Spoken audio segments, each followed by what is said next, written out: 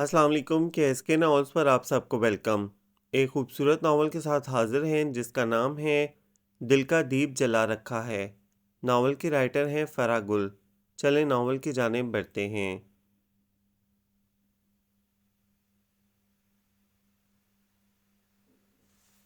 बेजी के बारे में भी मशहूर है कि जब इनके यहाँ खीर बना करती थी, इस रोज़ वो सालन ना पकाया करती थी। बेटा भी इसी जगह पर चल रहा है। बात वो मुमानी से कर रहा था लेकिन मैं खूब समझ रही थी, सुना मुझे रहा है। शर्म किया कर, बड़ों के बारे में ऐसे नहीं कहते। मुमानी प्यार से काशी के सर पर चपत लगाकर बोली, बड़े या छोटे की बात नहीं अम्मी, बात है असूल की, कायदे कानून की। वो बदस्तूर संजीदा था। सच ही कहा है किसी ने, खाने के लिए भी नसीबों की ज़रूरत है। अब हमारे अब्बा को ही देख लीजिए, क्या कुछ नहीं खुदा ने दे रखा है, लेकिन नसीबों पर मोहर लगी है। खा कुछ नहीं सकते, जवानी कंजूसी और मज़ीद कमाई के चक्कर में गुजार दी। बुढ़ापे में शुगर ने कमी पूरी कर दी और पक्की मोहर लग गई। ये भी नहीं खा सकते, वो भी नहीं। बहुत बोलते हो तुम, ममानी हंस दी इसकी तकरीर पर। बहुत बोलना भी तो अक्लमंदी नहीं।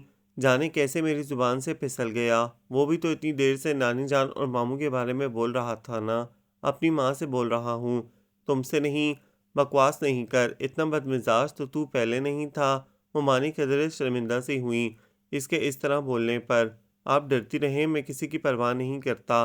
वो लापरवाही से बोला, अभी तो आप कायदे कानून की बात कर रहे थे, और जहाँ सब इकट्ठे रहते हों तो वहाँ बहुत से कायदे कानून लागू हो जाते हैं बंदे पर। इनमें से बुजुर्गों का एहतराम भी है एक। मैं अपनी खिफ़्त मिटाने के लिए मज़ीद बोल गई, मज़ीद तुम अपने ये कीमती मशवरे जाकर अपने दफ्तर वालों को देना।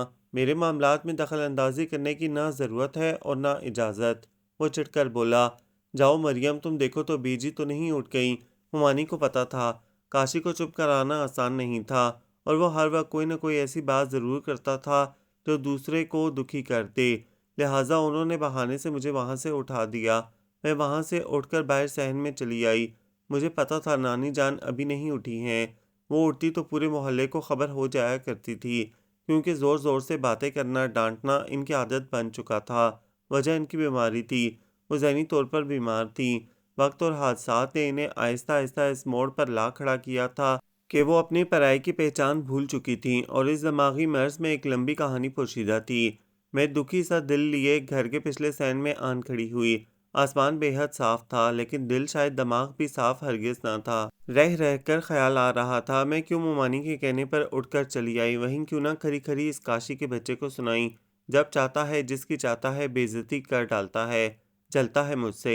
मुझे लड़की होकर भी जॉब मिल गई और ये बैठा किस्मत को रोता रहता है। दूसरों की मिसालें दे देकर फलां के बाप ने अपने बेटे को ये बिजनेस शुरू करके दिया, फलां के बाप ने फलां ठेका दिलवाया, ये किया वो किया। एक हमारे अब्बा हैं, ज़माने भर के कंजूस, ना खुद खाया ना औलाद को खाने दिया। मुझे इसकी हर वक्त की बहस जो वो अक्सर मुमानी या फिर साजिद भाई से किया करता था, याद आने लगी। मुझे और अपने भाई माजिद को वो किसी गिनती में न लाता था। अलबत्ता मामू के सामने वो कम ही कुछ बोल पाता। बस सारी बहादुरी इनके पीठ पीछे की होती। मरियम, मैंने क्या कहा था तुमसे, और तुम कहाँ छुपी बैठी हो। मुमानी ने नानी जान के कमरे की खिड़की, जो सैन के पिछवाड़े में खुलती थी, से मुझे आवाज़ दी। नानी जान सोई हुई थी इस वक्त। मैंने अपनी सफाई पेश की और तेज़ी से अंदर चली आई। देखो तो सारी की सारी दवाएं उठाकर उन्होंने डस्टबिन में फेंक दी हैं। मुमानी जान खासी नाराज़ लग रही थी। पता भी है कितनी महंगी गोलियां और कैप्सूल हैं इनके। वो डस्टबिन से साफ गोलियां जो गंदी होने से बच गई थी निकालते हुए बोली, अच्छा है अम्मी अब्बा का पैसा कहीं तो निकले। वैसे भी बहुत दबा दबा कर रखने वालों का यही हाल होता है। वो तमस्खर से नानी जान को देखकर बोला, तौबा कर काशी तौबा। मुमानी जान ने मुड़कर इसे गुस्से से देखा। बहुत नेक औरत थी ये, और कंजूस भी सुना है। सब्जी बनाती थी, छिलके संभाल कर दूसरे दिन के लिए रख लेती थी कि सब्जी के छिलके ज़ाया ना हो, अगले दिन पक जाएंगे। वो माँ की बात काट कर फिर बेसुरी रागनी अलापने लगा। कौन ये गलत सलत तुम्हारे दिमाग में डालता रहता है। अब क्यों वो वाकई गुस्से में थी। सारे ख़ानदान को इनकी आदतों का पता है। अच्छा खाती, शुरू से अपना इलाज कराती, तो इस हालत को ना पहुँचती। वो खासा जालिम लग रहा था। ये सब कहते हुए जैसे वो इसकी सगी दादी ना हो, कोई गली मोहल्ले की आम सी बूढ़ी औरत हो। दादी है तुम्हारी, और तुम किस लहजे में इनके लिए बात कर रहे हो। मुमानी को एक तो मेरी मौजूदगी से, दूसरे इसका लहजा ही कुछ ऐसा था कि शर्मिंदगी महसूस हो रही थी, लेकिन वो ढीठ बना खड़ा रहा। नानी जान उठें, बेड की चादर तब्दील कर दूं। मैंने नानी जान को उठाने की नाकाम कोशिश की, क्योंकि वो कमरे में होने वाली गुफ्तगू से कुछ समझे या नहीं, लेकिन लहजे की सख्ती या गर्मी को महसूस कर लेती थीं। और जब कोई गुस्से से आपस में बोले या इनसे बात कर दे, तो वो खासी चिढ़ जाती थीं और जो बात माननी होती वो भी ना मान के देती। और अभी भी ऐसा ही हुआ था। मोमानी और काशी की आपस में गुफ्तगू से वो चिढ़ सी गई थी। मैं नहीं उठूंगी। वो मज़ीद सिकुड़ कर बेड के सिरहाने बैठ गईं। "उठें बेजी, देखें तो सारा बिस्तर ख़राब हो गया है। ये दवाई आपके लिए थी। देखें आपने गिरा दी है। दवाई भी ज़ाया हो गई है और बिस्तर भी ख़राब।" मोमानी कदर रसान से नानी जान को समझाने लगी। "मैंने नहीं गिराई, इसने गिराई है।" वो मेरी तरफ इशारा करके बोलीं। "ग़ालिबन मैंने जो इन्हें उठाने की कोशिश की थी, इस वक्त वो गुस्से में थीं। यही वजह है कि वो मेरी तरफ इशारा करने लगीं। इस चीज़ का ताल्लुक भी इनकी बीमारी से था। कोई बात, कोई वाक़या इनकी याददाश्त में महफूज न रहता था। जाओ काशिफ़, तुम जाकर दूसरी दवाएँ ले आओ। अब्बू दुकान पर होंगे तुम्हारे, इनसे पैसे ले लेना और बता देना कि बेजी ने गिरा दी थी डस्टबिन में। सिरप की बोतल ना टूटती तो शायद इतना गन ना मचता।" मोमानी काशी से कहते-कहते मेरी तरफ मुड़ गईं। "अभी तो नहीं, सुबह ले आऊँगा। अभी मेरा एक ज़रूरी फ़ोन आना है।" वो घड़ी देखकर रुखाई से बोला। "तो रात की खुराक का क्या करेंगे?" मोमानी इसकी तरफ देखकर बोली। "फ़ोन कर दें अब्बा को।" वो दोनों हाथ पैंट की जेबों में डालकर आराम से बोला। "बहुत ढीठ हो तुम।" मोमानी गुस्से से खुद फ़ोन करने चली गई और मैं नानी जान का बिस्तर दुरुस्त करने लगी। अगले रोज़ मैं ऑफिस से लौटी तो वो हस्बे मामूल फ़ोन पकड़े बैठा था। मुझे इतनी शदीद नफ़रत इस दौर की किसी इजात से नहीं, जितनी इस मोए फ़ोन से है। मोमानी किचन से बड़बड़ाती निकलीं। "इसमें फ़ोन का क्या कसूर? ये तो करने वाले पे मुनहसर है, वो इसको कैसे इस्तेमाल करता है।" मैं महज़ सोच कर रह गई। "अब छोड़ दो इसको। तुम्हारे अब्बा भी रात बहुत नाराज़ हो रहे थे। जब भी घर फ़ोन करता हूँ, इंगेज मिलता है।" मोमानी ने कमर पर हाथ रखकर इसे डराने की नाकाम कोशिश की। "मैंने नहीं किया, दूसरी तरफ से आया है और ये बिल अब्बा पर नहीं पड़ेगा।" वो नागवारी से फ़ोन बंद करके बोला। "ना, ये तुम्हारा किस किस्म का दोस्त है, जिसका काम सिवाय तुम्हें फ़ोन करने के कुछ नहीं? लगता है इनकी तरह ही फ़ारिग है।" मैं अपने कमरे में बैग रखकर आ चुकी थी और बेइरादा ही मोमानी की बात को आगे बढ़ा डाला। एक नागवारी की नज़र वो मुझ पर डालकर मुँह ही मुँह में कुछ बड़बड़ाने लगा। "सुबह साजिद का भी फ़ोन आया था। इसकी बीवी की तबीयत कुछ ठीक नहीं। कह रहा था मैं खुद आ जाऊँ कुछ रोज़ के लिए या मरियम को भेज दूँ।" मोमानी वहीं सोफ़े पर बैठी साजिद भाई के फ़ोन की तफ़सील बताने लगी। "कोई ज़रूरत नहीं आपको जाने की या मरियम को भेजने की। अमीरज़ादी है इनकी बीवी। एक दो नौकर मज़ीद रख लें घर में।" इस बात से वो शदीद गुस्से में आ गया। "नौकर दो छोड़ चार रख लें बेटा, पर घर की औरतों की बात और होती है। बच्चे भी तो दोनों बहुत शरारती हैं इसके, और वो खुद भी सुस्त ही है काम काज में।" मुमानी आहिस्तगी से बोली। "लफ्ज़ सुस्त तो खैर नाकाफ़ी है भाभी के लिए। वो तो इंतहाई काहिल और कामचोर हैं।" वो अपनी मखसूस टोन में बोला। "किसी को तो बख्श दिया करो।" मुमानी काशी के इस जुमले पर हंस पड़ी। "ये हकीकत ही तो है अम्मी। भाभी को कभी आपने हिलते-जुलते देखा है? कैसे चिपक जाती हैं इस जगह के साथ जहाँ बैठती हैं। पिछले हफ्ते में इनके घर गया, नौकरानी इनकी छुट्टी पर थी। साजिद भाई ने कोई 4 मरतबा भाभी को चाय बनाने के लिए कहा, लेकिन वो हर मरतबा बार-बार दरवाजे की तरफ देखती रहीं कि अभी कोई फरिश्ता ही नमूदार हो जाए जो इनकी इस मुश्किल तरीन घड़ी को दूर कर दे। 5वीं मरतबा साजिद भाई खुद उठने लगे, तो जाकर भाभी ने हिलने की ज़हमत की, तो तुम ही वहाँ से उठाते। लेकिन क्या करें, ढिठाई में तुम भी भाभी से कुछ कम नहीं हो। माजिद ने घर दाखिल होते ही अपनी राय पेश कर दी। भाई का घर है, खाना नसीब नहीं तो चाय भी इस घर की ना पी जाए क्या? और ये जो औरतें होती हैं ना, इनकी तो ज़िंदगी का मिशन ही ये होता है। शौहर को इतना दूर कर दिया जाए कि किसी ससुराली की शक्ल भी नज़र ना आए। अब वो औरत ज़ात का फ़लसफ़ा पेश करने लग गया। लेकिन हमारी अम्मी तो ऐसी नहीं हैं। माजिद को अक्सर और पेशतर इसकी राय से इख्तलाफ होता था। हमारी माँ की तो क्या ही बात है। कौन है ऐसा जीदार, एक माह कंजूस के साथ हंसी खुशी ज़िंदगी गुजार दी। एक माजूर सास की खिदमत में यूं जुटी रहती हैं कि इसके बदले में वो सीधी जन्नत में रवाना कर दी जाएंगी। बकवास नहीं करो, माँ है वो मेरी। मैं किसी बदले के लालच में इनकी खिदमत नहीं करती और मुझसे बढ़कर मरियम इनका ख्याल रखती है। मोमानी कदरे बुरा मान गईं काशी की इस बात का। सारा दिन तो वो बाहर रहती है, अब ख्वामख्वाह दूसरों के नंबर बढ़वाती रहती हैं। वो हस्बे साबक मेरे ज़िक्र पर नागवारी से बोला तो मैं चिढ़ गई और महज़ इसकी ज़िद में मैंने अगले रोज़ साजिद भाई के दोबारा फ़ोन आने पर हामी भर ली।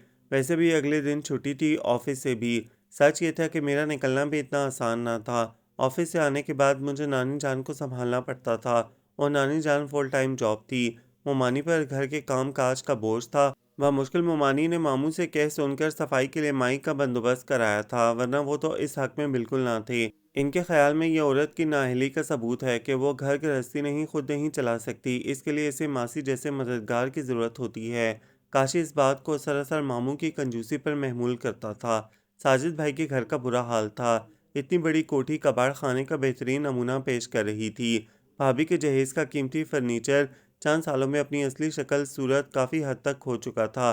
सोफे दोनों बच्चों की उछल कूद की बहुत अच्छी तर्जुमानी कर रहे थे। खूबसूरत बेड जिसको देखकर रोना आ रहा था। बेड के साइड टेबल पर बेशुमार दवाइयाँ और दवाइयों की खाली बोतलें किसी मेडिकल स्टोर का नक्शा पेश कर रही थीं। भाभी क्या इनको यहाँ रखना ज़रूरी है? मैंने कदरे झिझक कर पूछा। अरे नहीं, मैं तो रोज़ इस कमबख्त जुलेखा को कहती हूँ, ऐसी कामचोर है, बस किचन की सफाई करा लो, दिन भर वहीं घुसी रहेगी, ठूसना जो होता है दिन भर। भाभी अपनी मुलाजमा की दास्तान लेकर बैठ गईं। मैंने सारी खाली बोतलें उठाकर कूड़े की टोकरी में फेंकी और ज़रूरी अद्वियात साइड की अलमारी में रख दी। मुलाजमा को साथ लगाकर सफाई बेडरूम से शुरू कराई। बेशुमार ज़रूरी और गैर ज़रूरी चीज़ें बेड के नीचे जाने कब से भाभी की गफलतों पर पर्दा डाले पड़ी थीं। ड्राइंग रूम के सोफ़ों के पीछे जाले कतार दर कतार किसी और ही जहां का नक्शा पेश कर रहे थे। मैंने सख्ती से जुलेखा को डांटा और झाड़ू लेकर फ़ौरन शुरू हो गई। सबसे आखिर में किचन की बारी आई। वो भी भाभी की बेसलीगी की मुंह बोलती तस्वीर बना हुआ था। भाभी, साजिद भाई डांटते नहीं जुलेखा को। मैंने जानबूझकर इनका नाम ना लिया। हकीकत भी यही थी कि मेरी जैसी लड़की का दम भी घुटने लगा था इतनी बेतरतीबी देखकर। तौबा करो, एक लफ्ज़ जो इसे कहते हैं, इनको तो ले देकर मैं मिल जाती हूँ। अच्छा, वो आपको डांटते भी हैं? मैं हैरान नज़रों से मुड़कर भाभी को देखने लगी, लेकिन यकीन बिल्कुल ना आया। अगर वो डांटते तो इन पर कुछ तो असर हुआ होता। और फिर इतनी अमीर कबीर ख़ानदान की इकलौती लड़की जो जहेज़ में ये बड़ी कोठी, गाड़ी, कीमती सामान लाई हो और जिससे शादी का मकसद भी महज़ ये सब हासिल करना हो, भला इसे क्या डांट पड़ती होगी? वो तो आ जाकर मेरे वज़न के पीछे पड़ जाते हैं। इनका ख़्याल है कि मेरा वज़न मेरी सुस्ती की वजह से ही बढ़ा है, हालाँकि ऐसा नहीं। वो तो छोटू की पैदाइश पर मुझे बहुत ज़्यादा ग्लूकोज़ की बोतलें लगाई गई थी, इस वजह से मैं मोटी हो गई हूँ। इस बार तो मैंने पक्का इरादा किया है अपना वज़न कम करने का। इसके लिए एक स्लिमिंग सेंटर भी जॉइन कर लिया था, बस कुदरत को मंज़ूर नहीं था, फिर से फँस गई हूँ। आखिरी जुमले पर वो कदरे शर्मा सी गईं। जी, जी। मैं भी महज़ मुस्कुरा कर रह गई, जानती थी कि वो अपनी प्रेगनेंसी की बात कर रही हैं और ये खुदा जानता था या फिर मुमानी और मैं। भाभी के दोनों बच्चों की पैदाइश के दौरान भाभी ने किस कदर नाज़ उठवाए थे और किस कदर नखरे किए थे। पहले बच्चे की दफ़ा मुमानी इनको अपने यहाँ ले गईं, तभी से सारे भेद खुल चुके थे। इनकी कामचोरी और नाअहली के, ऊपर से सुस्त इंतहा की थीं। हालाँकि शादी के वक़्त बेहद खूबसूरत जिस्म की स्मार्ट लड़की थीं, लेकिन इनकी सुस्ती ने इन्हें एक बेहंगम जिस्म की मालिक औरत बना दिया था। किचन से फारिग होकर मैं लॉन में चली आई। पाइप से पौधों को पानी देकर मैं पाइप हाथ में लिए फ़र्श धुलवाने लगी बरामदे का। शाबाश, बहुत खुशी हुई। सुलेखा के बाद तुम खासे अच्छे तरीके से एक काम कर सकती हो। काशी मेरे सामने खड़ा था, तने हुए चेहरे के साथ। मैं जो अपने ध्यान में कहाँ से कहाँ पहुँची हुई थी, इसकी बेवक्त आमद पर थोड़ी देर के लिए गड़बड़ा गई। मैंने मना किया था इस तरह मासी बनकर आने से। वो दांत पीसता हुआ मेरे करीब आकर आहिस्तगी से बोला, साजिद भाई का फ़ोन आया था, भाभी की तबीयत ठीक नहीं थी। तो तुम डॉक्टर हो? वो मेरे इस तरह जवाब देने पर कच्चा चबा जाने वाली नज़रों से घूर कर बोला, ये मैंने कब कहा? मैंने कदरे गुस्से से कहा। गुस्सा करने में मैं भी हक बजानिब थी। आखिर इस सर्द जंग का कुछ असर मेरी तरफ से भी होना चाहिए था, जो अरसे से वो मेरे साथ कर रहा था। अरे काशिफ़, तुम कब आए? भाभी ने खिड़की से काशिफ़ को आवाज़ दी। भाभी, इनकी कोई ऑफिस कुलीग्स आई हुई हैं, अम्मी ने भेजा है बुला लाऊं। इसने लम्हों में कहानी भी गढ़ ली मुझे ले जाने की, लेकिन ये तो कुछ दिन रहेगी। भाभी इस गम से बाहर निकल आईं। वो तो मेरे आने पर मुतमईन सी हो गई थीं कि जो नौकरों की निगरानी वो करती हैं, इससे भी जान छूट जाएगी। बस जी, अब मेहमान आए हैं, मैं क्या कह सकता हूँ। वो सर हिलाकर खुद बरिए ज़िम्मा हो गया भाभी के सामने। तो तुम छोड़ जाओगे दोबारा इसे या तुम्हारे भाईजान को भेजूँ? वो जल्द ही पूरी उम्मीद हो गई कि आखिर मेहमान आए हैं तो चले ही जाएंगे ना। आप भाईजान को मत भेजिएगा। वो ऐसा है कि बेजी की तबीयत भी बहुत ख़राब है, तो अम्मी से अकेले इन्हें संभालना मुश्किल हो रहा है। काशी ने भाभी को बिल्कुल ही नाउम्मीद कर दिया और मुझे इन्हीं गंदे और गीले कपड़ों के साथ ही अपनी मोटरसाइकिल पर वापस ले आया। आखिर ऐसी कौन सी कयामत आ गई थी मेरे वहाँ जाने से? मुझे शदीद गुस्सा आ रहा था काशी की इस हरकत पर। यही तो मैं कह रही हूँ इसको, लेकिन पागलपन का कोई इलाज नहीं। मुमानी अलग बेजार थी इस काशी के बच्चे से। जब मैंने एक बार मना कर दिया था, फिर ये क्यों? मुखातिब वो अब भी मुमानी को कर रहा था। मेरी मर्ज़ी। मैं जीती जागती इंसान हूँ, कोई रोबोट नहीं जो आपकी मर्ज़ी के मुताबिक चलूँ। गुस्सा ज़ब्त करना मेरे लिए भी मुश्किल हो गया था। ये अपनी वालदा से पूछना अगले जहाँ जाकर, या मेरे वालिद से पूछ लो जाकर। जाओ दुकान पर बैठे हैं, कहता हुआ वो पाँव पटक कर बाहर निकल गया। मैं बेतहाशा अपनी तौहीन महसूस कर रही थी। आंसू आप ही आप मेरी आंखों से बह निकले। मैं अपने कमरे में चली आई। वो हमेशा मेरी तौहीन करता था, मुझ पर मलकियत भी जताता था। काशी का मसला ये था कि वो पूरी तरह खुश भी नहीं था इस निस्बत पर। मेरी पैदाइश से भी पहले हमारे वालिदैन ने यह कारनामा अंजाम दिया था, और वो इस शौक को उतार भी नहीं फेंकता था जो ज़बरदस्ती मेरे सिलसिले में इसे पहनाया गया था। ये बात भी बखूबी मेरे इल्म में थी कि वो अपनी क्लास फेलो को पसंद करता था, और ये सिलसिला गुज़िश्ता 2 ढाई साल से चल रहा था। हालाँकि यूनिवर्सिटी से फ़ारिग हुए दोनों को 2 साल हो चुके थे, फिर भी राब्ता था। घंटों इन दोनों के दरमियान फ़ोन पर बात होती थी। काशी के चेहरे पर फैले रंग इसके सारे जज़्बे बेनकाब कर जाया करते जब वो रमीना से बात कर रहा होता। ये अलग बात थी कि मवानी को या फिर बाकी घर वालों को वो हमेशा दोस्त का कहकर धोखा दिया करता, और मवानी चिढ़ जाया करती कि ये कौन सा दोस्त है जो लड़कियों की तरह घंटों तुमसे बात करता है। बहुत दफ़ा तो मेरा भी दिल चाहता दूसरे कमरे में पड़ा एक्सटेंशन जाकर उठा लूं और वो धनक रंग समेट लूं जो रमीना काशी के चेहरे पर बिखेर देती थी। जब से मेरे इल्म में काशी और रमीना की बात आई थी, मैं बजाय काशी से बिल्कुल अलग थलग हो गई थी। इसके किसी मामले में बोलना, दखल अंदाजी करना, मशवरा देना बिल्कुल ममनू कर लिया था मैंने अपने लिए। लेकिन ये सब करना इतना आसान ना था। इससे लाताल्लुकी का इज़हार मुझे अंदर से मार मार डालता था। बचपन से जिन जज्बों ने परवान चढ़ना शुरू किया था, सदियों की मुसाफत तय की थी, लम्हों में इन्हें ख़त्म करना मुमकिन ना था। काशी जब रमीना से बात कर रहा होता, मैं कर्ब के किस किस मरहले से गुजरती ये मैं जानती थी। या फिर जिस बेचैनी से वो घड़ी देख देख कर फ़ोन का इंतज़ार करता था, वो इसकी बेचैनियाँ भी मुझसे पोशीदा ना थीं। बात मरियम के अच्छा या बुरा होने की नहीं, रमीना मैं चाहता हूँ हालात साज़गार हो जाएं। असल में पुप्पो अब्बा की बहुत लाडली बहन थी, और मरियम की पैदाइश से पहले ही अब्बा ने अम्मी के ज़रिए कहलवाया था कि अगर पुप्पो के यहाँ बेटी हुई तो वो इसे अपनी बहू बनाएंगे। और अब सालों पुराना फ़ैसला एकदम से कैसे बदल दूँ? इसके लिए कुछ तो वक़्त चाहिए। काशी रमीना को समझाने की नाकाम कोशिश कर रहा था, ये समझते हुए कि कमरे में वो अकेला है और इसकी फ़ोन पर होने वाली गुफ्तगू कोई नहीं सुन रहा। लेकिन मैं इत्तफ़ाक़िया ही बाहर गैलरी में आई थी, और अपना नाम सुनकर खुद ब खुद कदम रुक गए खिड़की के पास। ग़ालिबन आगे इसने 2 ढाई साल का हवाला दिया कि इतने अरसे से ज़्यादा और कितना वक़्त चाहिए है इसे, या शायद इसने अपने माँ-बाप का हवाला दिया हो कि वो इसकी शादी के लिए ज़ोर दे रहे हैं। कम ऑन रमीना, कौन-सा वक़्त गुज़र गया है? जो भी होगा बेहतर होगा इंशाल्लाह, कोई अच्छी सूरत निकल आएगी। वो तसल्लियाँ दे रहा था रमीना को, लेकिन ये फ़ज़ूल किस्म की तसल्लियाँ थीं, ये मैं भी जानती थी। अमली तौर पर वो कुछ भी न कर रहा था सिवाय मामू को मोर्दे इल्ज़ाम ठहराने के। लेकिन इल्ज़ाम भी वो महज़ कारोबार, नौकरी वगैरह के सिलसिले में देता था, या चिड़चिड़ेपन से हर चीज़ को तनकीद का निशाना बनाना इसकी आदत बन चुकी थी। वो साफ नहीं कह देता मामू से या फिर मुमानी से, क्या करेंगे बूढ़े माँ-बाप सिवाय 2-4 दिन नाराज़ होने के। आखिर साजिद भाई ने भी तो अपनी मर्ज़ी की, ये क्यों बिलावजह जलता कुढ़ता और मुझे जलाता है? क्यों कतरा-कतरा मेरा खून चलाता है? क्यों नहीं सारी उमंगों, सारी ख्वाहिशों को एक झटके से ख़त्म कर डालता? बुज़दिल, कम हिम्मत, कुछ भी कर गुज़रने की सलाहियत नहीं इसमें, खाली बातें बनाता, रोब डालता। कभी एक पर हालात की ज़िम्मेदारी आयद करता है, तो कभी दूसरे को मोर्दे इल्ज़ाम ठहराता है। मैं दिल ही दिल में इसे कोसती नानी जान के कमरे में चली आई, लेकिन दिल की बेचैनियाँ थीं कि बढ़ती ही चली जाती थीं। बहुत कोशिश करती खुद को समझाने की। शुक्र है अभी पता चल गया है, शादी के बाद पता चलता तो कोई हल ना था, तो अब क्या हल कर लिया तुमने? मैं खुद से मज़ीद उलझ पड़ी। हल क्या, ये काफ़ी नहीं कि सोच लिया है मैंने कि इसके रास्ते से हट जाऊँगी? वाह! ये फ़ैसला तो तुम 2 ढाई साल से अब तक सैकड़ों मर्तबा कर चुकी हो, तो क्या वाक़ई हट गई हो इसके रास्ते से? सोचती तो अब भी पागलों की तरह हो इसके बारे में, इसी उम्मीद पर जॉब कर ली कि ज़हन से वो हट जाएगा। नहीं मरियम बीबी, बचपन से पाले हुए रोग कभी नहीं जाते। मैं बेआवाज़ रो दी। अनजाने में नानी जान का हाथ थामे कितनी देर रोती रही।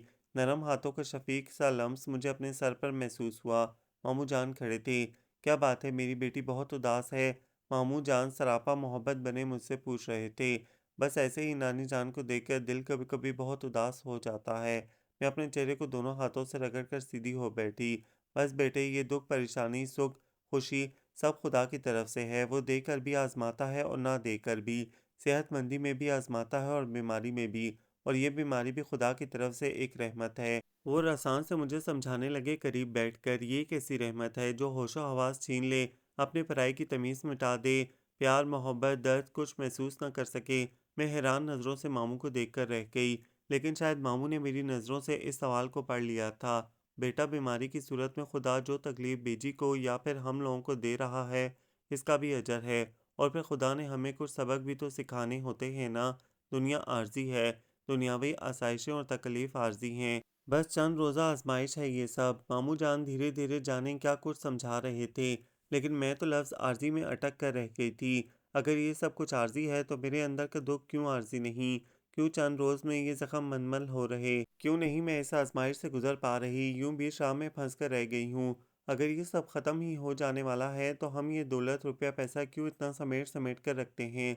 काशिफ जो जाने कब से दरवाजे पे खड़ा था, दरमियान में बोल पड़ा, कौन रख रहा है रुपया पैसा समेट कर? मामू जान इसके इस अंदाज पर कदरे बरहम होकर पीछे पलटे। सभी जिनके पास रुपया पैसा दौलत होती है, इसकी बहादुरी मामू की एक नज़र में ही हवा हो गई।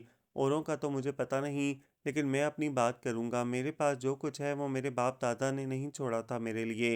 ये मैंने अपने ज़ोर बाजू से हासिल किया है, और ये चाहूँगा कि मेरे बच्चे भी मेरे एहसासों पर नज़र रखने के बजाय अपने पैरों पर खड़े हों, बगैर किसी सहारे के, बगैर किसी सिफारिश की बैसाखी के, बगैर बाप दादा की दौलत की सीढ़ी के।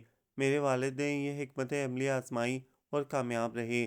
मैंने इब्तिदा मजदूरी से की। ये नहीं पढ़ा लिखा ना था, लेकिन मैंने काम को कभी आर नहीं समझा, मेहनत पर कभी नहीं शर्माया। लेकिन अब्बा, ज़माना बहुत तेज़ी से आगे बढ़ रहा है, कंपटीशन का दौर है। आपका ज़माना और था, वक्त की रफ्तार इतनी तेज़ ना होती थी।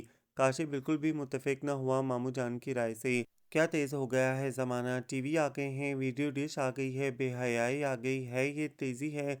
लानत है इस तेज़ी पर। अगर ये तेज़ी है भी तो इसका मेहनत से अपने पाँव पर खड़े होने से क्या ताल्लुक़ है? मामू बेजारी से बोले। बाप बेटे के दरमियान ये बहस जाने कितनी तवील होना थी, और मुझसे मज़ीद बैठना मुश्किल हो रहा था। वैसे भी नानी जान की दवाई का वक्त हो रहा था, और मामू जान की मौजूदगी में ये मरहला काफ़ी आसान होता था। मैं इन्हें दवाई देकर अपने कमरे में चली आई। पहले इरादा किया मोमानी के पास किचन में चली जाऊं, फिर बददिल सी होकर कमरे में चली आई। कितनी खुशकिस्मत है रमीना। मेरा ध्यान फिर इन दोनों की तरफ चला गया। मोहब्बत के रंगों से इसकी दुनिया कितनी रंगीन होगी, लेकिन मेरी किस्मत में ऐसा कोई खुशकन रंग ना था। चाहना और चाहे जाना कैसा खुशकन जज्बा है। मैं इस जज्बे को करीब से महसूस करना चाहती थी, लेकिन शायद यकतरफा सोच, यकतरफा मोहब्बत मेरी ज़िंदगी का हिस्सा बन चुकी थी। इस रोज़ मैं ऑफिस से लौटी तो ड्राइंग रूम से अजनबी आवाज़ें सुनकर कुछ देर के लिए हैरान हुई। एक दफ़ा इरादा किया कि झांकूं ये कौन सी ख़वातीन हैं जिनको मैं नहीं जानती। फिर कुछ सोचकर इस इरादे से बाज रही, और कपड़े तब्दील करके किचन में चली आई कि कुछ खाने के लिए ढूंढूं। सख्त भूख लग रही थी। इन औरतों की आवाज़ें और साथ मोमानी जान की आवाज़ अभी तक ड्राइंग रूम से आ रही थी। मैं हाथों से बाल दुरुस्त करती इन आवाज़ों की सिमट पड़ने लगी। अंदर नहीं जाना। काशी की तेज़ आवाज़ ने मेरे पाँव रोक लिए। गैलरी में ही। क्यों? मैं हैरानी से इसकी तरफ पलटी। कह दिया ना अंदर नहीं जाना। वो सदा का ढीठ बगैर कोई वजाहत किए हस्ब साबक अपना फैसला सुना रहा था। मैं ये भी जानती थी कि इसकी ज़िद में अंदर चली भी गई तो कुछ بعید नहीं वहाँ से मुझे उठाने चला आए। मैं वापस किचन में चली आई। फ्रिज से कबाब निकालकर इसका सैंडविच बनाया और प्लेट में रखकर नानी जान के पास चली आई। नानी जान अच्छे मूड में थी, मुझे देखकर खुश हुई।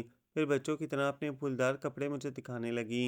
वाकई बुढ़ापे में इंसान कितना बच्चा बन जाता है। अब इस सूट को देखकर वो खुश हो रही थी। ये मैं ही पिछले दिनों इनके लिए लाई थी। हालांकि मोमानी को इसके तेज़ रंग नानी जान के लिए मुनासिब ना लगे थे, लेकिन जाने वो इसको पहनकर अच्छा महसूस करेंगी, और ऐसा ही हुआ था। गज़ब खुदा का, कैसे लोग हैं। मैंने 4 मरतबा समझाया कि लड़की हमने घर में रखनी है, फिर भी बज़िद रहीं कि हम लड़की देख कर ही जाएंगे। मोमानी बड़बड़ाते हुए अंदर दाखिल हुई। कौन सी लड़की मोमानी जान? मैं सैंडविच ख़त्म करके खाली प्लेट टेबल पर रखते हुए बोली। तुम और कौन? अपने भाई का रिश्ता लाई थी ये ख़वातीन। डॉक्टर है, अकेला भाई है, ये है वो है। हुआ करे, जाने किसने रास्ता दिखाया इस घर का। हालांकि जानने वाले सभी जानते हैं कि तुम काशिफ से मंसूब हो। हुमानी अपनी लय में बोलती जा रही थी, और मैं हैरान परेशान इन्हें देखती रही। लेकिन ये मुअम्मा भी शाम तक हल हो गया, रमीना के फ़ोन से।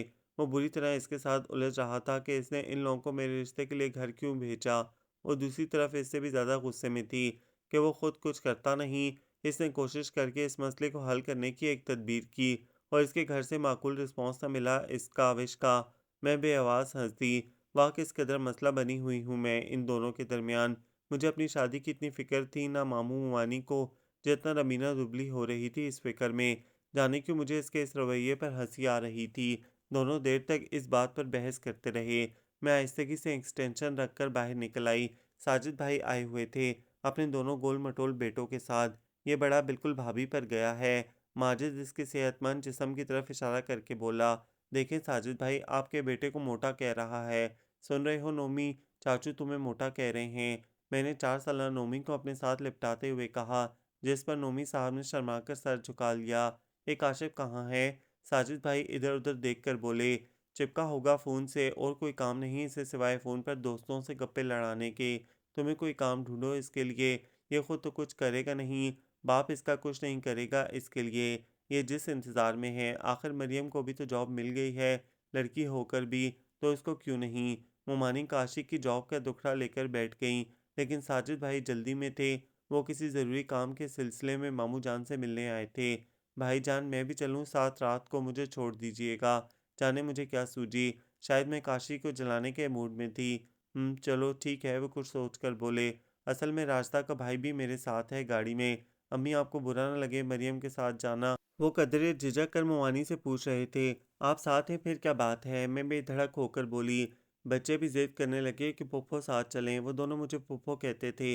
मुझे बहुत अच्छा लगता, अपना कोई भाई बहन ना था। मैं इन रिश्तों पर भी कान्या हो जाती। कभी-कभी जब कभी मूड ख़राब होता, सब कनात धरी रह जाती और हर रिश्ता झूठा लगने लगता। ऐसा करो सुबह के लिए कपड़े भी ले लो, वहीं से ऑफ़िस चली जाना, मैं जाते हुए छोड़ दूँगा। साजिद भाई को पता था मैं इनके घर का एक चक्कर भी लगा आती तो दसियों काम इनके निपट जाया करते थे, या फिर पुप्पीज़ाद होने की वजह से वो मुझ पर बहुत मेहरबान रहते थे। और बेजी का क्या होगा? काशी दंदनाता हुआ बाहर बरामदे में आन खड़ा हुआ। आप भी होते हैं कुछ इनके, आज आप रह लें। मैं ज़रूरत से कुछ ज़्यादा ही बहादुरी दिखा रही थी और काशी के ख़राब मूड की परवाह किए बगैर साजिद भाई के साथ चली आई। काशी ना तो मुझसे दस्तबरदार होने को तैयार था, ना वो मुकम्मल तौर पर मेरे और अपने इस रिश्ते पर खुश था, तो मैं क्यों इसकी खातिर मरी जा रही थी। मुझे रह रहकर खुद पर गुस्सा आता। भाभी बहुत खुश हुई मुझे देखकर। वैसे भी माशाल्लाह खूब सेहतमंद वो पहले से थीं और अब तो हाल ही बुरा था इनका। इसीलिए तो कहती हूँ आ जाओ कुछ अरसे के लिए, बल्कि बेजी को भी इधर ही ले आते हैं। इतनी बड़ी कोठी है, भाभी ने अपनी ज़रूरत के लिए हल भी निकाल लिया। मेरी अपनी माँ होती या फिर कोई बहन ही होती तो कोई बात न थी। अब तो बस तुम हो या अम्मी जी जिस तक मेरी सोच जाती है। भाभी ने अपनी सारी उम्मीदें मुझसे और ममानी जान के साथ बांध रखी थी। कभी-कभी कितने अहम हो जाते हैं ये रिश्ते, जिनको हम अक्सर व बेशतर खैर अहम या बोझ समझने लगते हैं। मैं फिर सोचो के जंगल में जा फंसी, लेकिन बच्चों ने मुझे ज़्यादा देर इस मूड में रहने ना दिया। इनकी तो ईद हो गई थी। फूफो मुझे वो शहज़ादे वाली कहानी सुनाएँ, जो आपने पिछली बार सुनाई थी। नहीं वो जादूगर वाली। दूसरी तरफ से फरमाइश आई, आराम से दोनों की फरमाइश पूरी होगी, बस ज़रा सुकून से बैठो। मैंने इन्हें इनके बिस्तर पर बिठाया और इनकी मनपसंद कहानियाँ सुनाने लगी। वो तो मुतमईन होकर नींद की वादी में गुम हो गए, लेकिन मुझे इत्मीनान नसीब न हुआ। इस बेचैनी की कैफियत में मैं बाहर निकल आई।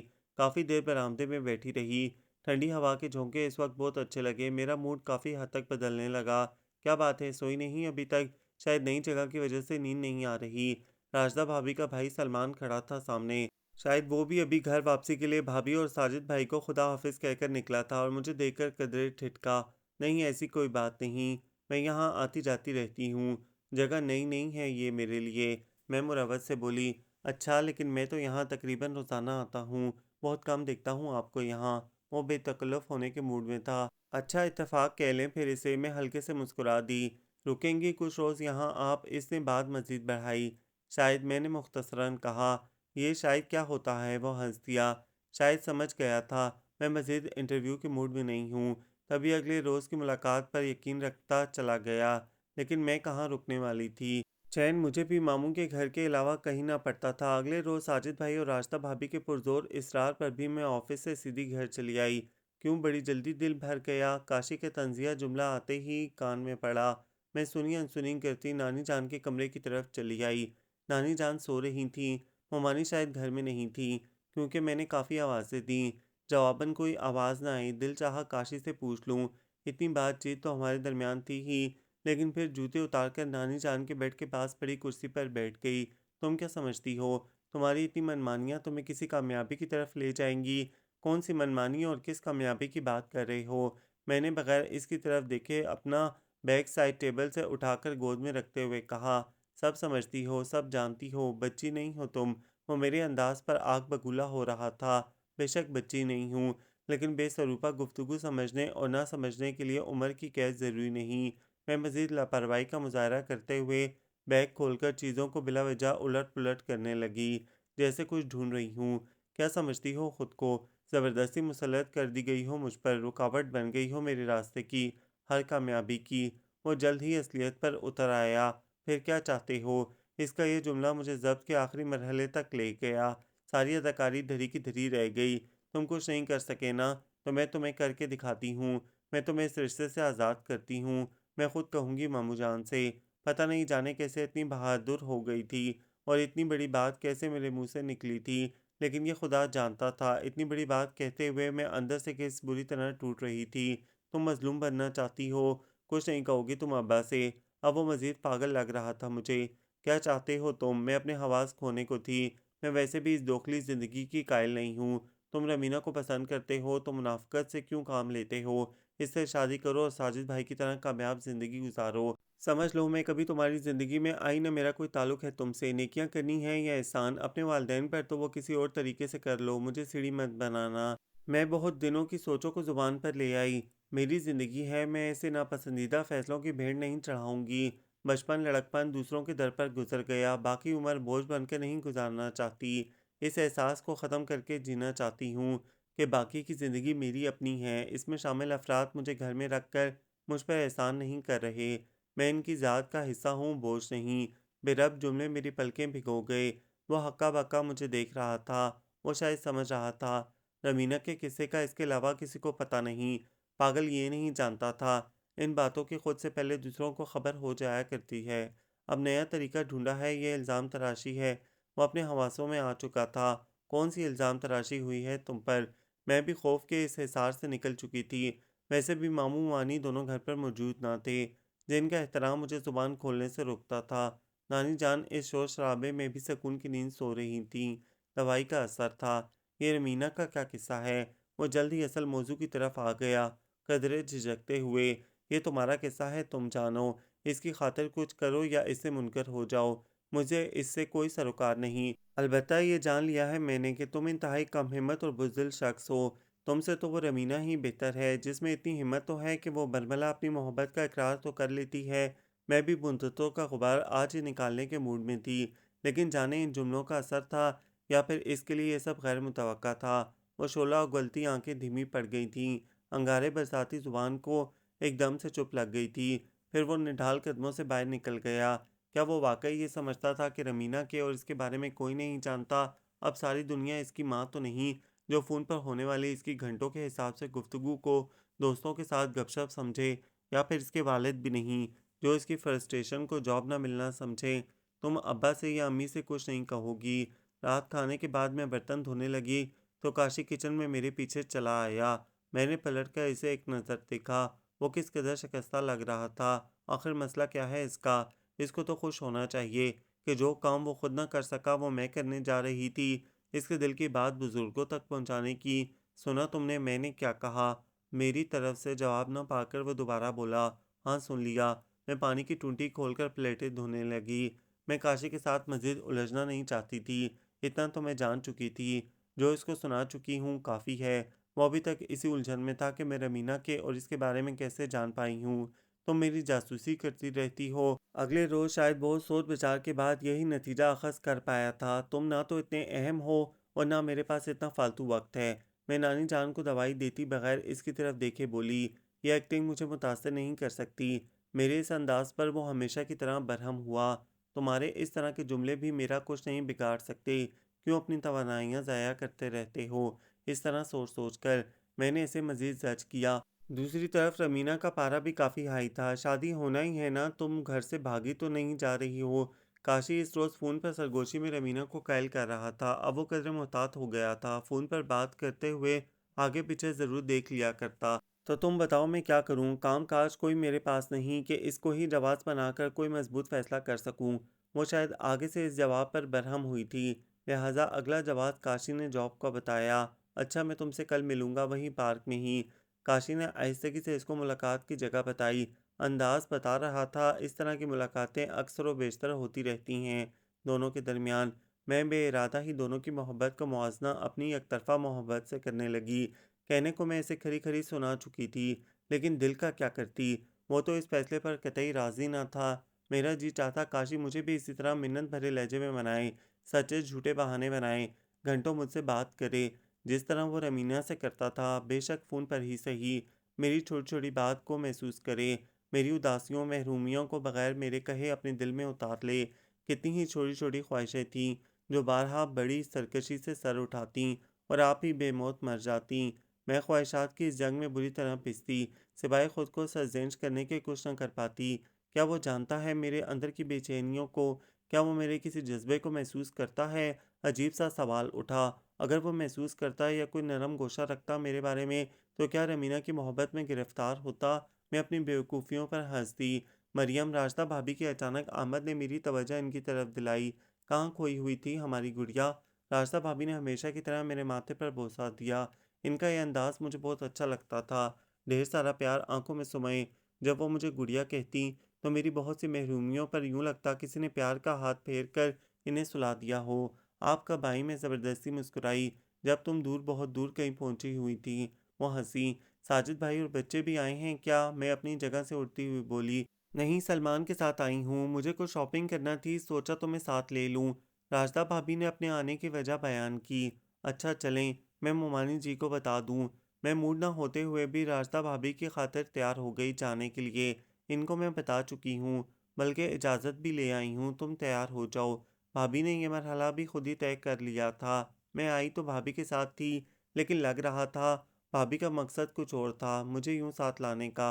आप कब से जॉब कर रही हैं? सलमान ने इंटरव्यू का सिलसिला फिर से शुरू कर दिया। साल से ज़्यादा हो गया है, मैंने आहिस्तगी से बताया। मैं तो बारहा कह चुकी हूँ इससे, ख्वामख्वाह खुद को हल्कान कर रही हो। आइंदा ज़िंदगी में बहुत बखेड़े होते हैं। ये कुछ अरसा होता है शादी से पहले का। जी भरकर आराम कर लो घर में। भाभी ने अपने तजुर्बे की बुनियाद पर बात की। सच ही तो कह रही हैं बाजी, क्या ज़रूरत है फिर जॉब की? वो फिर से जरा करने लगा। या खुदा, ये मेरी जॉब की शामत क्यों आ गई है भई? मैं बिला वजह हंस दी। शॉपिंग का बस बहाना था। भाभी ने आने वाले नन्हे मेहमान के लिए थोड़ी बहुत चीज़ें लीं और फिर वापसी पर भाभी ये कहकर मुझे अपने साथ ही घर ले आईं कि शाम को साजिद भाई छोड़ देंगे। इस तमाम वक्त में सलमान भी भाभी के हाँ ही रहा। इसकी बिलावजह की बेतकल्लफ़ी मुझे अच्छी न लग रही थी। ऐसा नहीं था कि वो किसी किस्म का छिछोरपन कर रहा था, बस मैं इसे किसी भी तरह की उम्मीद न दिलाना चाहती थी, क्योंकि इसकी आंखों के बदलते रंग में देख रही थी। ऊपर से भाभी की मेहरबानियां भी आम दिनों से कुछ ज़्यादा ही थीं, बल्कि दबे लफ्ज़ों में वो कई बार काशिफ की बेरोज़गारी और सलमान के कारोबार को मौजू बना चुकी थीं मेरे सामने। शाम को साजिद भाई मुझे छोड़ने आए। बेजी की तबीयत ज़्यादा ख़राब हो गई थी, ऊपर से दवाई भी नहीं ले रही हैं। ममानी जान ने मुझे बताया तो मैं परेशान हो उठी और जल्दी से नानी जान के कमरे में जा पहुंची। बेटे, आज तुम्हें नहीं जाना चाहिए था कहीं भी। देखो तो क्या हाल हो गया है बेजी का। मामू जान ने भी दबे लफ्ज़ों में गिला किया, लेकिन सुबह तो ये बिल्कुल ठीक थी। मैं बेतरंग घबरा गई। कमज़ोर सी नानी जान के चेहरे की फैली जर्दियों को देखकर बुखार हो गया था। अब ठीक हैं, घबराने की बात नहीं। मामू जान मुझे यूं परेशान देखकर तसल्ली देने लगे। मैंने ही इजाज़त दी कि हो आए रास्ता के साथ। मोमानी भी मेरी मदद को आन पहुंची। अजान की आवाज़ पर मामू जान मस्जिद चले गए और मोमानी भी वज़ू करने बाथरूम में घुस गईं। कैसी रही मुलाकात? मौका मिलते ही काशी ने पहला सवाल किया। कैसी मुलाकात? मैं हैरान नज़रों से इसकी तरफ मुड़ी। भाई सलमान साहब बड़े बिजनेसमैन हैं, गाड़ी लेकर आए थे तुम्हें घुमाने के लिए। पूरा दिन वो इधर ही रहे, बल्कि तुम्हें भी रोके रखा। वो एक एक लफ्ज़ चबा चबा कर बोला। अच्छा, ओछे हथकंडे पर उतरे हो अब? मैं इस नए इल्ज़ाम पर बमुश्किल खुद को कंट्रोल कर पा रही थी। तो क्या ये झूठ है कि वो पूरा दिन साजिद भाई के घर नहीं रहा, या फिर वो अपनी गाड़ी लेकर नहीं आया था तुम्हें लेने? वो बोल तो आहिस्ता रहा था, लेकिन गुस्से से इसका बुरा हाल था। तुम्हारी जो मर्ज़ी सोचो, राय कायम करो। तुम्हारे आगे मैं जवाबदेह नहीं हूँ। मैं मुमानी से इजाज़त लेकर गई थी। जो कुछ पूछना है इनसे पूछो जाकर। हकीकत भी यही थी कि मैं सवाल जवाब के चक्कर में खुद को मज़ीद हल्का न करना चाहती थी। एक तो नानी जान की अचानक तबीयत की ख़राबी ने मुझे परेशान कर डाला था। दूसरे दिनों मुसलसल सोचों ने मेरा दिमाग ख़राब किया हुआ था। और अब ये इल्ज़ाम तराशी पर उतर आया था। मैंने सारा ध्यान अपनी जॉब, नानी जान और घर के कामों में लगा लिया था और इस मुसलसल मसरूफ़ियत से मेरा ज़हन कदरे पुरसुकून होने लगा। इसी मसरूफ़ियत में मेरी काशी से बात बहुत कम होती थी। इन दिनों वो वैसे भी कदरे खामोश सा रहने लगा था। लगता है रमीना की तरफ से अच्छी खासी डांट पड़ी है जनाब को। मैं बेआवाज़ हंस दी। इस बारे में सोचकर फिर इन्हीं दिनों सुनने में आया कि साजिद भाई ने दौड़ धूप करके एक बहुत अच्छी जॉब ढूंढ ली है काशी के लिए, जिसे इसने बहुत पसो पेश के बाद कबूल किया। चलो अच्छा है, बदमिजाजी में कुछ कमी आएगी जनाब की। मामू जान जो खासे खुश थे काशी के जॉब लगने पर, मजाक से बोले, मजीद बढ़ भी सकती है। बेकार थे तो आसमान पर दिमाग रहता था, काम करना पड़ा तो जाने क्या कुछ कर डालें। मैं दिल में सोच कर रह गई। इन्हीं दिनों एक रोज़ ऑफिस में रवीना मेरे पास आई। देखा तो एक आध बार मैंने इसे दूर से था और अभी भी पहचानने में मुझे एक सेकंड की भी देर ना हुई, लेकिन इसके अंदाज बता रहे थे कि वो मुझे पहली बार देख रही है। आप मरियम है ना? वो हैरान नज़रों से मेरी तरफ देखती हुई बोली। हाँ, और तुम रमीना हो। मैं बेतकल्लुफ़ी से हाथ आगे बढ़ाकर मुस्कुराई। बहुत शौक था मुझे आपसे मिलने का। लहजा इसके अल्फाज का साथ ना दे रहा था। लेकिन आप मुझे कैसे जानती हैं? वो कदरे गड़बड़ाई ये पूछते हुए। एक दो बार तुम्हें देखा था काशी के साथ बाजार में और फिर पार्क में। मैंने मुख्तसरन बताया। अच्छा बताओ क्या लोगी, चाय या ठंडा मंगवाऊं? मैंने चपरासी को बुलाने के लिए बेल पर हाथ रखने से पहले पूछा। कुछ नहीं, बस थोड़ा सा वक्त लूंगी आपका। वो इंतहाई तकल्लुफ़ से काम लेते हुए बोली। हाँ ज़रूर, वैसे भी ब्रेक होने वाली है। मैं मुस्कुरा कर बोली। आप मेरे बारे में क्या जानती हैं? वो लगता था काफ़ी सोच विचार के बाद बोल रही थी। मैं कुछ ना समझते हुए इसकी तरफ देखने लगी। मेरा मतलब है, आपको मेरे बारे में कैसे पता चला कि मैं रमीना हूँ? वो अब भी मुसलसल मतलब की तरफ ना आ पा रही थी। काशी तुम्हारा बहुत ज़िक्र करता है, तुमसे फ़ोन पर बात वगैरह भी करता रहता है, तो इससे पता चला कि रमीना नाम की वो लड़की जिसको वो प्यार करता है वो तुम हो। मैंने कमाल ज़ब्त से अपने किसी भी जज़्बे को चेहरे पर आने से रोके रखा। तो आपको इस पर कोई एतराज़ नहीं? अब कि वो हैरान हुई। किस बात का एतराज़ भई? इंसान आज़ाद है, जिससे चाहे प्यार करे, जिससे चाहे प्यार ना करे। किसी दूसरे को इसमें एतराज़ का क्या हक़? मैंने इसकी हैरानी दूर करने की कोशिश की। मैं तो डर रही थी कि बात कैसे करूँगी, लेकिन आपकी बातों से मुझे हौसला हुआ है। बात दरअसल ये है कि काशिफ़ के रवैये ने मुझे परेशान कर रखा है। ना वो मुझे आर लगा रहा है, ना पार। इसके इस जुमले पर मैं दिल ही दिल में हँस दी। यही हाल वो मेरा भी कर रहा था। मम्मी-पापा को बहुत जल्दी है मेरी शादी की। वो मेरी शादी से फ़ारिग होकर भाई के पास अमेरिका जाना चाहते हैं। प्रपोज़ल भी बहुत हैं। लेकिन वो मेरी पसंद को तरजीह दे रहे हैं। लेकिन काशिफ़ का रवैया मेरी समझ से बाहर है। कभी वो अपनी जॉब को जवाज़ बनाता है, कभी आपको। अब जबकि जॉब भी इसको मिल गई है और आप जैसी खुशशक्ल लड़की के लिए भी रिश्तों की कोई कमी नहीं होगी, फिर वो देर क्यों कर रहा है? रमीना इंतहाई अपसेट लग रही थी। तो तुम खुलकर इससे बात करो ना। मैंने बज़ाहिर बहुत खलूस से इसे मशवरा दिया। मैं इसको समझ ही नहीं पा रही हूँ। मुझे लगता है वो बहानेबाज़ी करता है। दूसरी तरफ जब मैं किसी दूसरे प्रपोज़ल के बारे में बताती हूँ इसे कि मम्मी-पापा फ़लाँ शख़्स के बारे में संजीदा हैं, तो ये भी गवारा नहीं होता इसे। वो हकीकतन परेशान थी, लेकिन इतने संजीदा मसाइल के लिए इतना गैर अहम रवैया मुनासिब नहीं। मैंने काशी को ही गलत करार दिया। आपको क्या लगता है, काशी का ये रवैया क्यों है? या फिर वो क्या चाहता है? वो अजीब-सा सवाल मुझसे कर रही थी, जो मैं बारहा खुद से कर चुकी थी। मैं क्या बताऊँ, ये तो तुम इससे ही पूछो। मैं कदरे गड़बड़ाई। पहले मैं काशिफ़ के इन हिलो बहानों को समझने से कासिर थी, लेकिन अब पता नहीं क्यों एक अजीब-सा ख़्याल आया है, बल्कि यकीन कहें। वो आहिस्तगी से खोए हुए अंदाज से बोली। वो क्या? मैं मुतजस्सिस सी हुई। बस क्या कहूँ? अच्छा मैं चलती हूँ। मैं काशी से खुद बात करूँगी। वो कुछ कहते-कहते रुक गई और फिर जाने के लिए उठ खड़ी हुई। मैं दूर तक इसे जाते देखती रही। कितनी खुशकिस्मत हो रमीना तुम। काशी तुम्हें चाहता है, तुम्हारे बारे में सोचता है, लेकिन तुम फिर भी उदास हो, बल्कि मुझसे भी ज़्यादा उलझी हुई लगती हो। ये सब इस काशी के बच्चे का कसूर है। वो खुद पसंद और ज़ालिम शख्स है। अज़ियत देने के अलावा इसे और आता ही क्या है? मनफ़ी सोचें मुझे अपने हिसार में लेने लगीं। मेरा ये मूड घर वापसी पर भी मुझ पर तारी रहा। दिल चाह रहा था सीधी जाऊँ इस काशी के बच्चे के पास और अगले पिछले सारे हिसाब साफ़ करूँ। अपने और रमीना के भी। आखिर वो चाहता क्या है? रमीना की तरफ से कोई रुकावट ना थी और देखा जाए तो रुकावट ज़्यादा इसे यहाँ भी पेश ना आ सकती थी, क्योंकि मैं मौजूद थी। काशी की वकालत को और मामू भी क्या कर लेते? ज़्यादा से ज़्यादा नाराज़ हो जाते या फिर आग कर देते, और अगर आग कर भी देते तो क्या था? मोहब्बत पाने के लिए इंसान क्या कुछ कुर्बान कर देता है। लोग तो अपनी जान तक कुर्बान कर देते हैं और इससे इतना भी नहीं हो सकता था। नानी जान के कमरे में वो सोफे पर दराज सिगरेट के कश पर कश ले रहा था। है ये लत इसे कब से पड़ी? एक नई परेशानी सोचों में आन शामिल हुई। कैसी हो? मुझे देखकर वो सीधा हो बैठा। चंद लम्हों के लिए तो मुझे अपनी समातों पर यकीन ना आया कि वो मुझसे मुखातिब था। बेध्यानी में मैंने अपने आगे पीछे देख डाला कि कमरे में कोई और तो मौजूद नहीं जिससे वो मुखातिब है, लेकिन वो मुझसे ही पूछ रहा था। लेकिन क्यों मैं इसकी इस मेहरबानी पर भी उलझ पड़ी खुद से। आज कुछ देर नहीं हो गई तुम्हें, वरना 3:10 पर तुम घर होती हो। आज 10 मिनट लेट हो गई हो। वो घड़ी देखकर बोला। मैं जो अगले पिछले हिसाब साफ करने आई थी झाग की तरह बैठ गई। इसके लहजे में हमा वक्त मौजूद रहने वाला वो तंतना मौजूद ना पाकर मुझे इसकी दिमागी हालत पर शुबा होने लगा था। बेख्तियार मेरी नज़रें इसकी जानिब उठीं। एक सोगवारी की सी कैफियत तारी थी इस पर। दुख के साए भी मौजूद थे इसकी आंखों में। कर्ब की शिद्दत भी मौजूद थी इसके चेहरे पर। और लहजा भी तो टूटा टूटा सा था। ये ऐसा कब से है? मैंने तो मुद्दतें हुई इसकी तरफ देखना ही छोड़ दिया था। सोचना और महसूस करना मेरा काम था बस। लेकिन ये क्यों उदास है? ये क्यों परेशान है? इसका काम तो परेशान करना है और ये करता रहता है। सच कहा है किसी ने, दूसरों को दुखी करने वाले खुद भी दुखी हुआ करते हैं। कुछ देर पहले की मरियम फिर से सर उठाने लगी थी। रमीना का मासूम चेहरा मेरी नज़रों के सामने घूम गया। किस कदर परेशान थी वो भी इस काशी के बच्चे के लिए। मैं खुद क्या कम तड़पी हूँ इसके लिए। मेरी सोचों का हिसार फिर मेरे अपने गिर्द तंग पड़ने लगा। क्या बात है, कुछ परेशान लग रही हो? एक मुद्दत बाद वो मेरी ज़ात के हवाले से मुझसे कुछ पूछ रहा था। हाँ नहीं तो। मैं एक तो इसके लहजे की नरमियों को भूल चुकी थी। दूसरे मुसलसल इन हालात की मौजूदगी में मैं इससे अच्छी उम्मीद वाबस्ता किए हुए ना थी। तभी तो इसके मुखातिब करने पर भी मैं कुछ बोल ही ना सकी थी।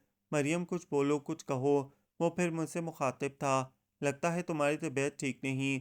मैं बेतासुर चेहरा लिए इसकी तरफ घूमी। बहुत सारे गिले शिकवे आंखों में लिए वो मेरी तरफ देख रहा था। लगता है ये किसी फैसले तक पहुंच ही गया है बिला आखिर। मैं यही नतीजा अखज़ कर पाई इसके हालिया रवैये से। मैंने तुम्हें बहुत तंग किया है ना, बहुत सताया है। वो अपनी जगह से उठकर मेरी तरफ बढ़ा। ऐसा तुम्हें क्यों महसूस हुआ? जबकि ऐसी कोई बात नहीं। मैंने नज़रें इसकी तरफ से हटा लीं। मरियम, मैं बहुत थक गया हूँ खुद से लड़ते लड़ते। वो शायद बहुत कुछ कहना चाह रहा था। यही हाल रमीना का भी है। वो भी बहुत थक गई है तुम्हारे पीछे भागते भागते। मैंने दबे लफ्ज़ों में रमीना का किस्सा भी छेड़ डाला। वो आई थी मेरे पास, बहुत परेशान थी। और परेशान होने वाली बात भी है। आखिर तुम इसके मम्मी पापा से बात क्यों नहीं कर लेते इसके सिलसिले में? मैंने इंतहाई ज़ब्त से काम लेते हुए कहा। कब आई थी वो तुम्हारे पास? मैंने देखा कि इसके बारे में पूछते हुए एक साया सा लहराया था इसके सुर्ख सफ़ेद चेहरे पर। आज आई थी मेरे पास। मैंने नज़रें फिर हटा ली इससे। काशी हकीकत भी यही है कि अब भी वक्त है कि तुम इन लोगों से बात कर लो। यहाँ का मामला मेरा वादा है तुमसे मैं क्लियर कर लूँगी। मैंने अपनी तरफ से इसकी हिम्मत बढ़ाई। क्या बात कर लूँ और कैसी बात कर लूँ? वो फिर से अकड़ने लगा। यकदम ही लहजा आप बदल गया था। यही कि तुम रमीना को चाहते हो और इससे शादी करना चाहते हो। मैंने जुमला मुकम्मल करके इसकी मुश्किल आसान करना चाहिए। तुमने कयास आराइयाँ कब से शुरू कर दी और फिर आप फैसले भी करने लगी। वो हस्बे आदत फिर मुझे ही मोर्दे इल्ज़ाम ठहराने लगा। सुनो काशी, मुझे नहीं लगता अब वो मज़ीद किसी बहानेबाजी में आएगी। नुकसान इसका तो होगा ही, तुम भी सारी ज़िंदगी पछताओगे। मैंने खलूसे दिल से इसे समझाने की कोशिश की, बगैर इसके बदलते रवैये की परवाह किए। तुम अपना खलूस अपने पास रखो। मुझे पता है मुझे क्या करना है। वो दनदनाता हुआ कमरे से बाहर निकल गया। इसका प्रॉब्लम क्या है? मैं घुटनों में सर देकर वहीं बैठ गई। ये क्या चाहता है आखिर? इसी रात मोमानी मेरे पास आई। मैं नानी जान के कमरे में ही सोती थी। वैसे मेरे इस्तेमाल की चीज़ें, कपड़े वगैरह साथ वाले कमरे में होते थे। मरियम बेटा, मैं तुम्हारे पास आई हूँ। वो मुझे नानी जान के बेड पर बैठे इनके पाँव दबाते देखकर बोली। जी कहिए, कोई काम है? मैं आहिस्ता से मुस्कुराई। आज रास्ता आई थी मेरे पास जब तुम ऑफिस में थी। वो बड़ी राजदारी से गोया हुई। जी फिर? मैं पूरी तवज्जो से इनकी बात सुनने लगी। मैंने अभी इसका तज़किरा तुम्हारे मामू से नहीं किया। सोचा पहले तुमसे सलाह कर लूँ। अपनी बेटी तो खुदा ने दी नहीं। तुम्हें सारी ज़िंदगी अपनी बेटी ही जाना। हर दुख सुख तुमसे कह सुन लेती हूँ। मोमानी ने लंबी ही तमीद बांध दी। राजदा अपने भाई के लिए आई थी। बात अब भी मेरे पल्ले नहीं पड़ी थी। मैं हैरान हूँ कि वो जानती भी है कि तुम काशिफ से मंसूब हो, फिर इसने ये बात क्यों की? मोमानी उलझी उलझी सी बोली। आपने पूछना था ना इनसे। मैं बात समझ गई थी। साथ ही ये ख्याल भी दिमाग में आया कि कहीं मोमानी मेरे बारे में मशकूक ना हो कि मेरी किसी शय पर इन लोगों ने ये कदम उठाया है। ये तो मैंने कहा इससे कि बहू तुम तो जानती हो मरियम काशिश से मंसूब है। बचपन से तो आगे से बोली कि काशिश तो किसी और लड़की को पसंद करता है। देखो तो मेरे बेटे को बदनाम करने की साजिश कर रही है। चाहे जो भी हो, बहू कभी बेटी नहीं बन सकती।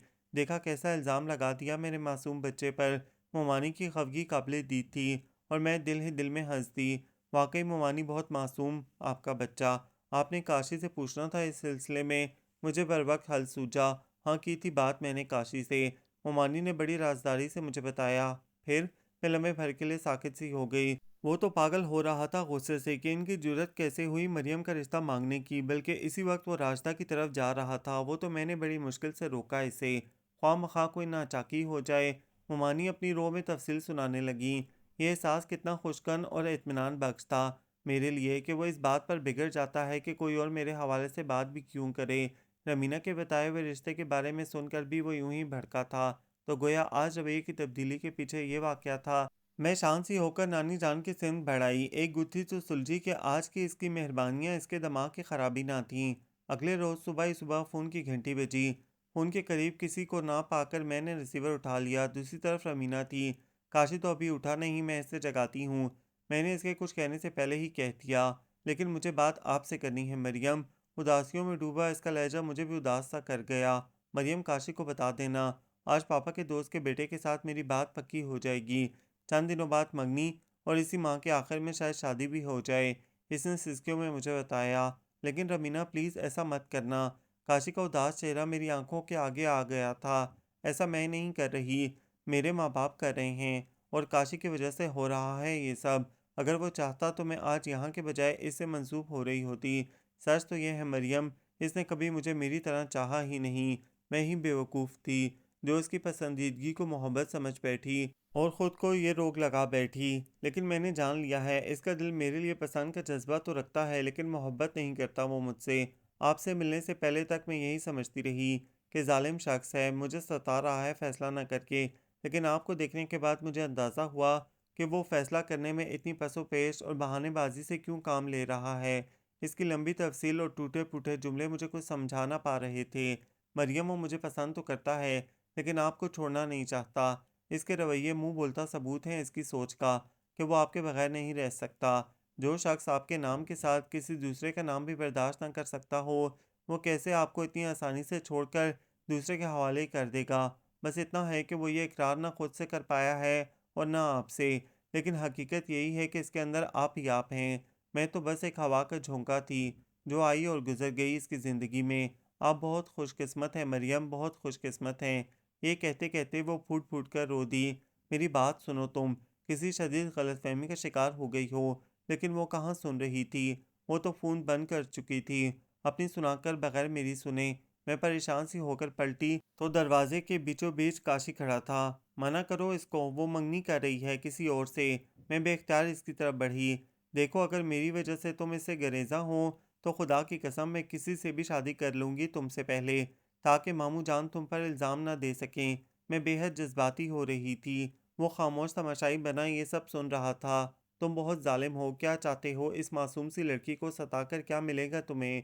क्यों बदवाएँ लेते हो? वो बहुत मोहब्बत करती है तुमसे और तुम भी तो इसे चाहते हो। तुम ये सब कैसे भूल सकोगे? इन बहुत सारे दिनों की हज़ार बातें जो तुम दोनों के दरमियान हुई, वो खूबसूरत ख्वाब जो इसने तुम्हारे और तुमने इसके हवाले से देखे, मुस्तकबिल के वो हसीन प्लान जो इसने या तुमने बनाए अपने दिलो दिमाग में, वो सब क्या ख़त्म हो जाएंगे?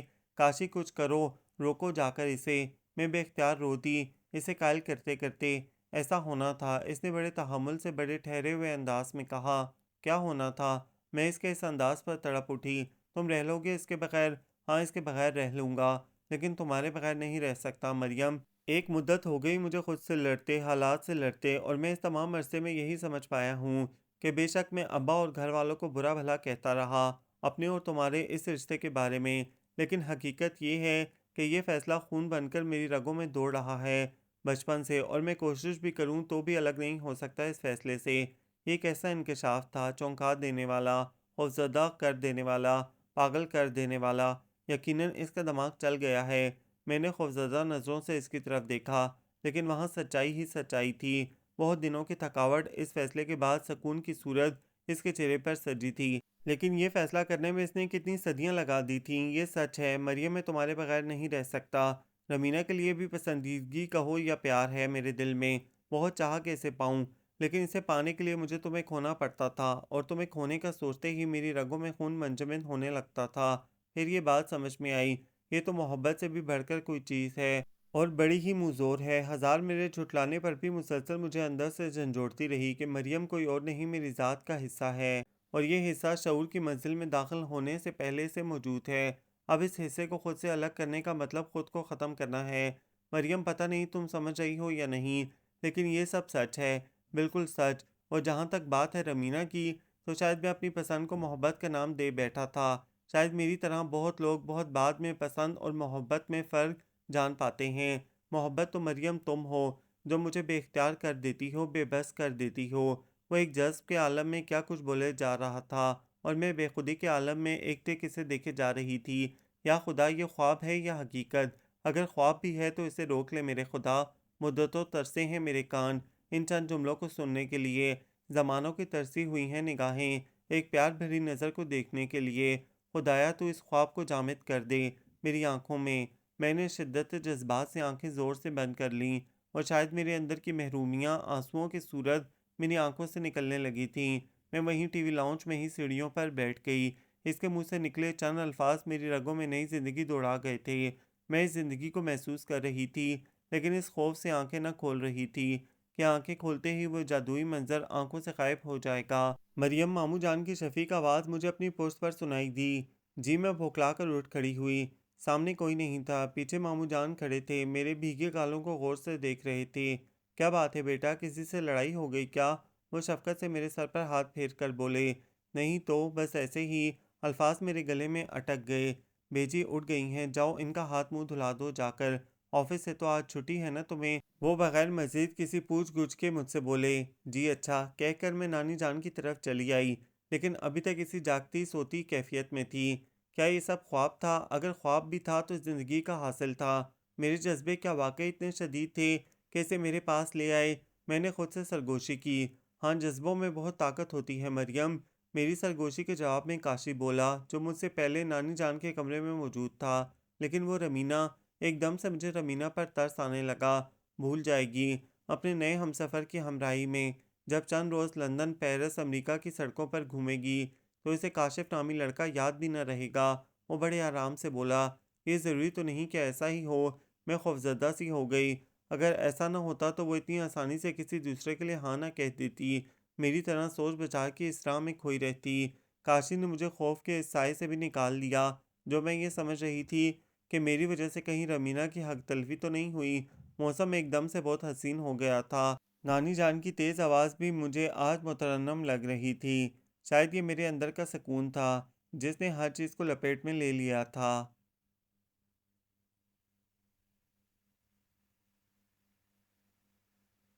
ये नावल आप सबको कैसा लगा? कमेंट्स में अपनी तफ़सीली राय से आगाह ज़रूर कीजिएगा, हमें इंतज़ार रहेगा। अगर आप कोई नावल पढ़ना या सुनना चाहते हैं, तो उसकी रिक्वेस्ट भी कमेंट्स में ज़रूर करें। हम वो नावल आप लोगों के लिए सर्च करके शेयर ज़रूर करेंगे। हमारे चैनल को लाइक करें, शेयर करें, सब्सक्राइब करें।